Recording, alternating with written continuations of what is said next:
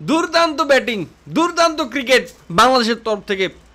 দারুণ দারুণ, এইভাবেই বাংলাদেশ ক্রিকেট খেলতে হয়, এইভাবেই জিতা ম্যাচ হারার ব্যাপারটা এবং জয়ের সকল প্রস্তুতির পরে দুর্দান্ত কোচিং স্টাফ, হ্যাঁ, সবাই মিলে দারুণ খেলা উপহার দিয়েছে আজকে বাংলাদেশকে, এবং এমন খেলা দেখিয়েছে বাংলাদেশ দুর্দান্ত ভাই। মিরাজ ভাইয়ের ক্যাপ্টেন্সি আমি যদি দশের ভিতরে মানে আমি যদি কাউন্ট করি, তাহলে মনে হয় মিরাজ ভাইয়ের ক্যাপ্টেন্সিকে দেওয়া উচিত 10-এর ভিতরে 20। দেখেন, প্রথমে তিনি নিজে তার বোলিংয়ের কোটা শেষ করার জন্য প্রথমে নিজের 10 ওভারটা শেষ করছে আস্তে করে, 10 ওভারটাও শেষ করছে, এবং ব্যাটিংয়ে নামার সময় সুবিধাজনক স্থানে সে ব্যাটিংয়ে নামছে। নাইমা 14 বলে 6 রান করে আমাদের সবাইকে আসলে মানে কি বলে দয়ার সাগরে আমাদেরকে ভাসিয়ে দিছে, এবং বাংলাদেশ টিমকে শেষমেশ হারতে হয়েছে 26 রানে। বাংলাদেশ নিউজিল্যান্ডের সাথে আজকে ধবল ধোলাই হয়েছে। মিরাজ ভাইয়ের জন্য আমার এই ঝাড়ুটা, মিরাজ ভাই আপনি এই ঝাড়ুটা নেবেন, আপনার জন্য সুন্দর করে বানাইছে এই ঝাড়ুটা আপনাকে দিব মিরাজ ভাই। দারুণ আপনার ক্যাপ্টেন্সি আমার মন ভরাই দিছে, এবং এই ঝাড়ু আপনার জন্য ভাই আমি রাইখা দিছি আমার কাছে, আপনি চাইলে আমাকে নিতে পারেন। এই ফ্যান আজকে খেপা উঠছে ভাই, একটু অতিরিক্ত হয়ে গেছে, অতিরিক্ত আবেগ নিয়ে বসছিলাম। আমরা কি দোষ করছিলাম? আমরা যারা ফ্যান আছি, আমাদের দোষটা কি ভাই?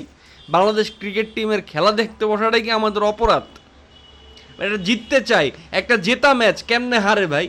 কেমনে সম্ভব এইভাবে একটা জেতা ম্যাচ? এবং প্রথমেই আমি বলছিলাম, আমার আরেকটা আমি বলছিলাম, আমি একদম শুরুর দিকে ফার্স্ট ইনিংসের পরে যখন নিউজিল্যান্ড 248 রান টার্গেট দিয়ে দিছে বাংলাদেশের, তখনই আমি বলছিলাম যে এই মাঠে এই রানটা একটু বেশি হয়ে গেছে, এবং তাই শেষমেশ হইলো, এবং সেটাই হয়ে গেল, বেশি হয়ে গেল। মিরাজ ভাই অতিরিক্ত ভাই, আপনার ক্যাপ্টেন্সি একটু অতিরিক্ত বাজে আর কি, অতিরিক্ত বাজে, এতটাই বাজে ভাই। 2টা রিভিউ নিছেন, 2টা রিভিউর একটা রিভিউ তো ভাই কাজে লাগবো। মানে মাঠে কি থাকেন ঘাস কাটতে? মানে মাঠে কি করেন আপনি? বুঝি না। বোলিং চেঞ্জও ভাই ঠিকঠাক মতো হয় না, কোনো কিছু জায়গা মতো কাউরে ব্যাটিং করতে দেখি না। এক শান্তরে নামাইছেন, শান্ত আমার ঘোড়ার ডিম খেলে, তারপরে তো খেলছে আরেকজন, ওই যে আফিফ ভাই, ও লিটারালি ম্যাচটা স্লো বানাই দিছে। আফিফ আর তৌহিদ হৃদয় দুজনে মিললে এই ম্যাচটাকে স্লো করছে, স্লো করে শেষে গিয়া রানারে তৌহিদ হৃদয় ওই পাশ থেকে কয় যে তুমি ইয়া করো, তুমি মারতে পারবা রানারে কইতাছে, এবং পরে গিয়ে একটা 6 মারলো, পরে বলে কট আউট। এই হলো আমাদের বাংলাদেশের ক্রিকেট, এবং এই গ্রাউন্ডে এবং এই টিমের সাথে এই মানে ল্যাথাম নামের কোন বোলার 4 উইকেট নিয়ে নিছে 10 ওভারে 40 রান দিয়া। Wow, what a performance! Bangladesh কি রে ভাই?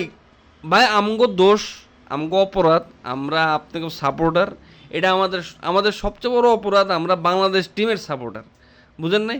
আমরা আসলে যে জয় কোনোদিন দেখবো না, আমগো খালি দেখতে হবো হারা, আমরা কেমনে হারতে পারি। এটার একটা বিশ্ব রেকর্ড যদি আমরা যদি করতে চাই, তাহলে সেটা আমরা করতে পারবো, কিন্তু জয়ের কোনো রেকর্ড আমাদের দ্বারা সম্ভব না।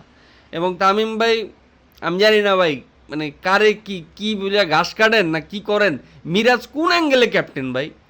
ওর নিজের পারফরমেন্সই ঠিক নাই, ওর না বোলিং ভালো না ব্যাটিং ভালো। মানে সাপোর্ট করারও তো একটা লিমিট থাকে।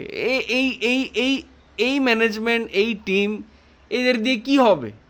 কোনো আর এই ক্রিকেট নিয়ে আর কোনো মতামত নাই ভাই, কিচ্ছু করার নেই। এই ম্যাচ আমরা এভাবে হারবো, এবং আরও ম্যাচ আমরা হারতে থাকবো, আরও দেখতে থাকবো বাংলাদেশের জয়ের। এখন হারা দেখতে দেখতে এখন এমন একটা অবস্থা, আঙ্গো যে মানে হৃদয়টা, এটা পাথরের হয়ে গেছে, পাথর। এই হৃদয় পাথর বাইন্দা আমি রেখা দিলাম।